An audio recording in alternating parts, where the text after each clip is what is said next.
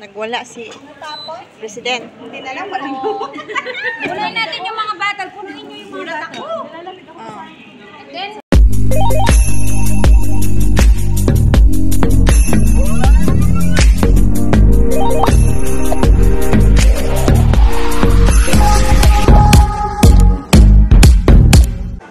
Hello guys, welcome to my YouTube channel, Deval.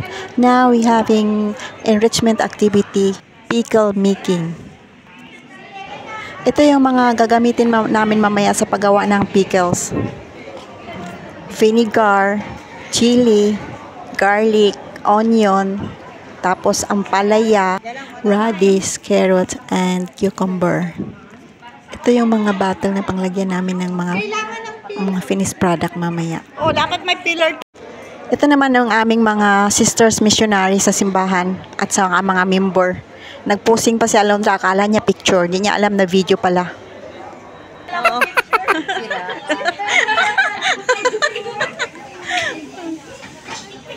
Dito naman sa kitchen, busy silang lahat sa pag-prepare ng pagkain namin para next Sunday. Kasi break the fast namin next Sunday. Aming activity, ito iba rin ito. Preparing for next week, this one.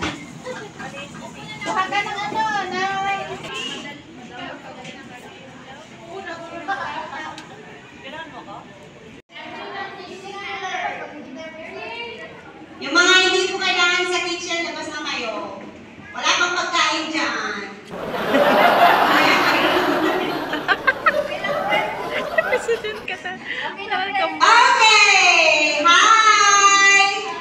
Ay, naku! Are you still hungry? So, welcome to our enrichment activity.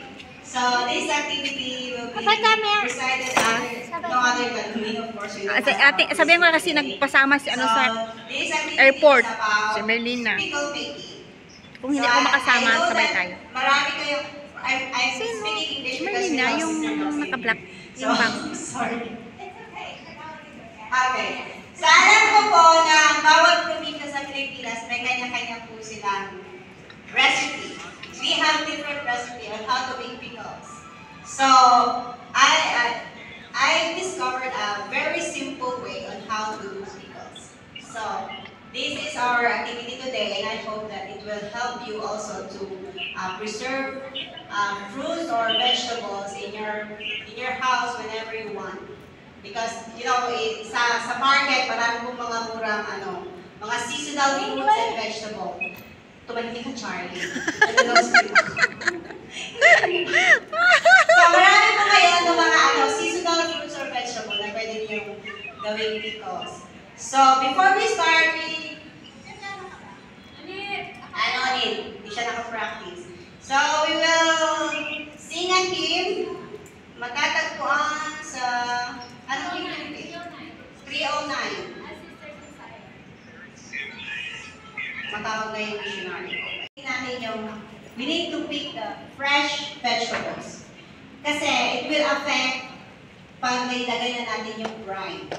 Yung brine na tinatawag is yung combination nitong mga ito. Vinegar, sugar, salt, and water. So pag minix mo yan, yun yung tinatawag nila brine. So pag hindi fresh, if we do not pick the fresh vegetables, hindi ganon kaganda yung magiging outcome niya. So, if you want the crispy pickles, dapat fresh yung vegetables ninyo. So, before we start, yung mga jars, we wash it already and then we sterilize it with a hot water. So, nakataon na siya. It is important na ma-sterilize siya kasi tumigil ka, Charlie, hindi ka nag-reklaw si Sir Doxy. So, pag hindi siya na-sterilize, maapektuhan rin yung freshness ng gagawin natin pickles. Dahil doon sa gagamitin natin vinegar. Diba? So, kasi, tsaka hindi tayo, I don't know, kasi hindi tayo pwedeng gumamit ng plastic jars. Have you ever tried using plastic jars in doing pickles? It's most glass jars, right? Because yung vinegar kasi, acid kasi to. So, pag plastic yung ginamit natin, magkukombine yung composition ng container ng plastic sa vinegar. So, poison No good. siya. So, baka mag-sense pa tayo kung na nag-enjoy tayo kumain, di ba? So, these vegetables and fruit. Di ba fruit ito? Yes. Fruit ito, di ba? Ano siya? I already washed it. So, ano siya? I wrap it with salt before I wash it properly. Para maging perfect. Pero ang radish, we need to peel it. So, if you can help me na mag-peel and mag-cut. So, ang pag-cut ng ang pag-cut nito is a quarter. A quarter. Some people cut it with parang sticks, but fries style. But yung iba, ano siya, parang circle, round, ganyan. So, it depends on your preferred, kasi kayo natin pakain. So, it depends on your preference. So, we will now start pag-peel. But before we start pala, I want to give the formula. Meron tayong formula. Formula.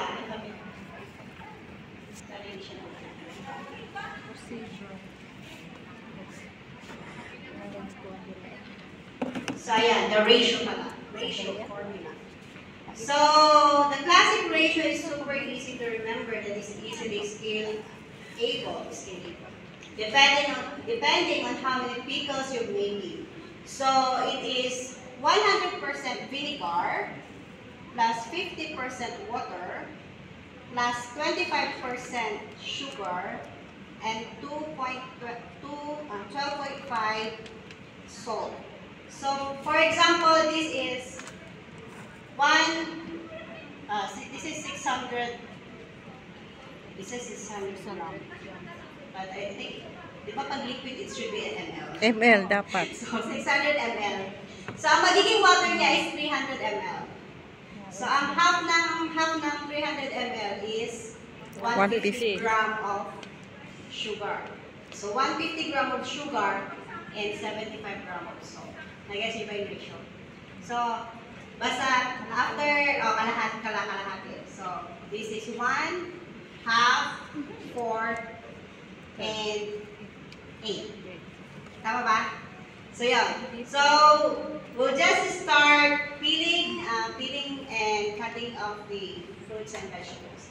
But for this bitter gourd, have you ever tasted the pickled bitter gourd? Masarap. It's a gourd? Yeah. It's a bitter melon. How do you call this in your country? I don't know. We don't have that. Oh, So I don't know what it is. oh, it's a bitter melon. So bitter. Bitter. bitter gourd. Bitter gourd. That's why it's called bitter. It's good for iron. So it grows in hot That's places. delicious if you mix with egg. So, pwede Fry rin with the tayo egg. mag-add ng chili Yes. sa mga may gusto. But we'll separate the spicy and then, Elder Doxy like very spicy. Wow. we'll make it for. So this one, usually, last time I made ampalaya pickles. This is ampalaya in Tagalog.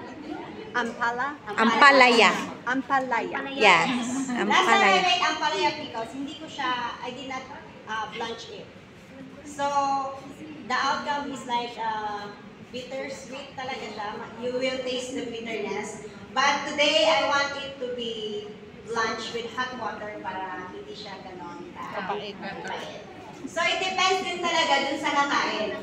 So, for those who will consume this, that they prefer bitter, it's okay not to blanch it with hot water. But if you want it like, with the sweetness, because we will have the sugar in it. So the bitterness will be lessened. So if you want more lessened bitterness, we will blanch it with hot water. So, pa-help po ako na mag-chop. Sige, go! My sister, you can I'll just bring, So for the bitter gourd, pwede siyang i-cut half and then take off the seeds lang. Then I'll bring some hot water to blanch it. Yeah. Okay na. Kapusing na daan.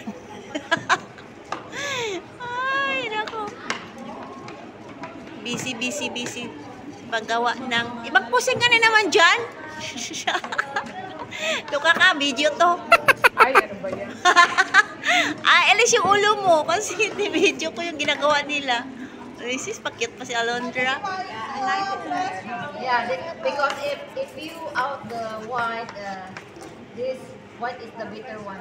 So, the rest Pwede naman yan siya ibabad sa tubig na may asin. Yung bitter gourd. Binabad muna sa hot water para maalis yung sisters, pakilinis muna yung mga peel kasi maanis hindi na natin yung siya kailangan. pait. So, mag-chop na tayo mamaya. Di ba, Kambal, pwede rin ito ibabad sa tubig na may asin. press bago siya kunin sa water? Ito, ano lang siya, mga 1 minute. 1 minute, kunin na siya para mawala yung anak. Kasi ano siya eh, para crispy pa siya. Okay. 1 minute. yung may greater side. Wala naman tayo eh. Ang talagang kon nito So, the rest para is sa sliced? pickles talaga yung gagad-gaden. Kasi kailangan siya maging crispy. Kailangan siya crispy. Or do you want like Ganyan lang siya. Pabilog siya, hindi siya strips. like this? Pabilog at saka stick. Nalagay na sila sa jar. Don't halo-halo. Everything. Don't halo-halo.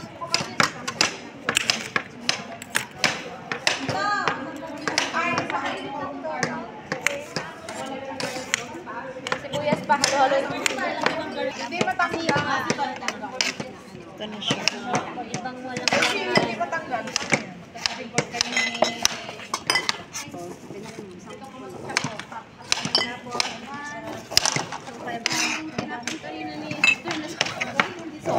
Ilang klaseng ano to? Tatlo? Tatlong gulay?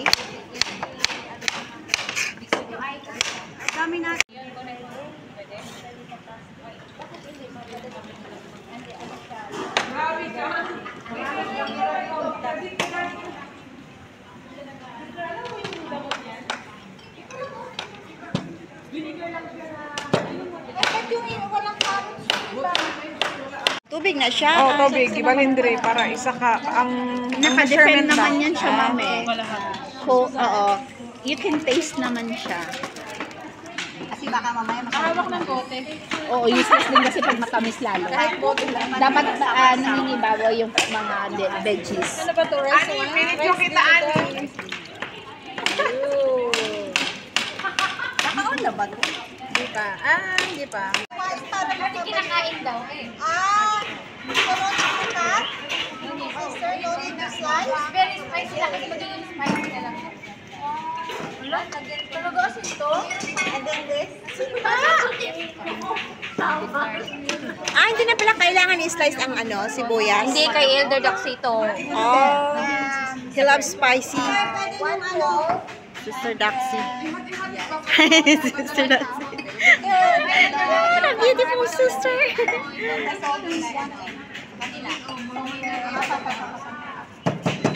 Madami nang nagawa. Ano yung i-mix ba natin itong cucumber? Yung iba, huwag kong lagyan ng ano, ng palaya.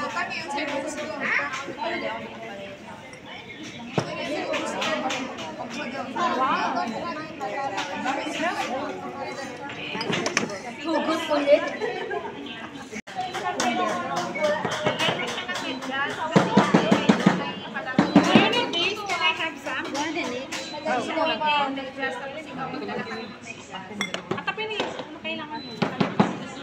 Ate kami ni strong, shallow. Ate medyo sweet. Yeah, yung mas maliliit yun ang strong. Yeah, strong, the small one.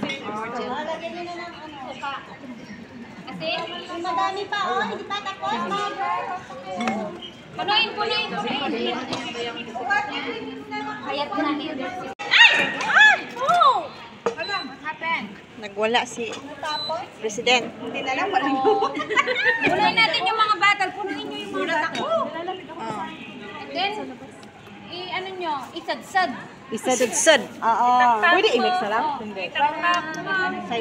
Isadsad mo, isadsad. Oh, do you like bitter na sa sir? I don't know. Yung iba, dito nakawa yung taga-jinsan. Ito, paminta. Yung paminta naman. Ang iba naman busy.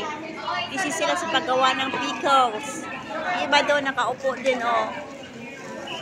May iba-ibang ano, may iba-ibang mga Kailangan pa ba ng bato?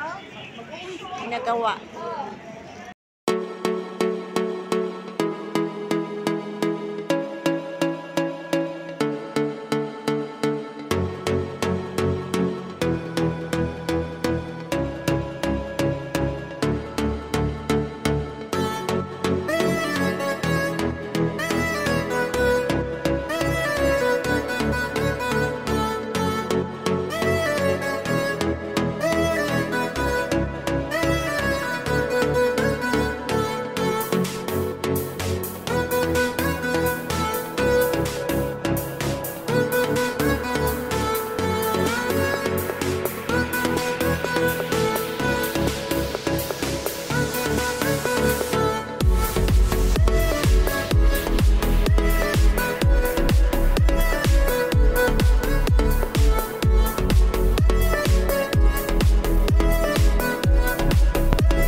May nagsusumba kasi kaya silent ko na lang.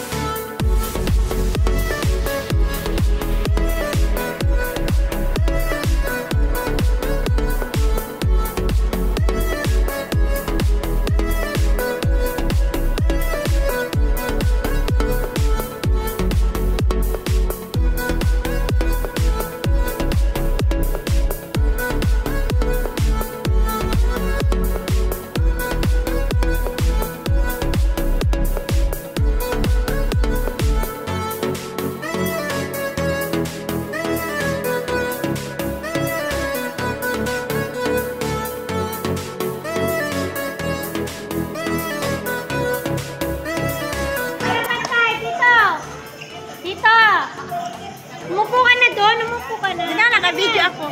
Kasi sa'yo na, habakan mo na. Upo, upo dyan, upo.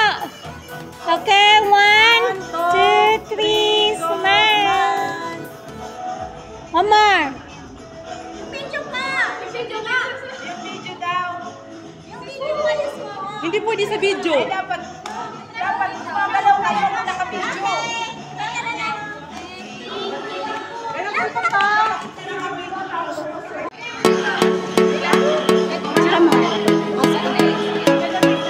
Video ko kayo, dyan na kayo.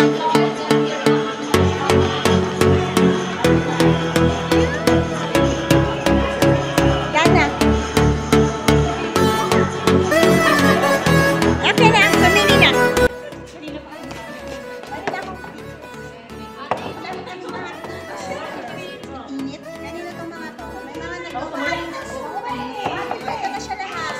Ako, kinuha ko na yung nagustuhan ko. Tapos naman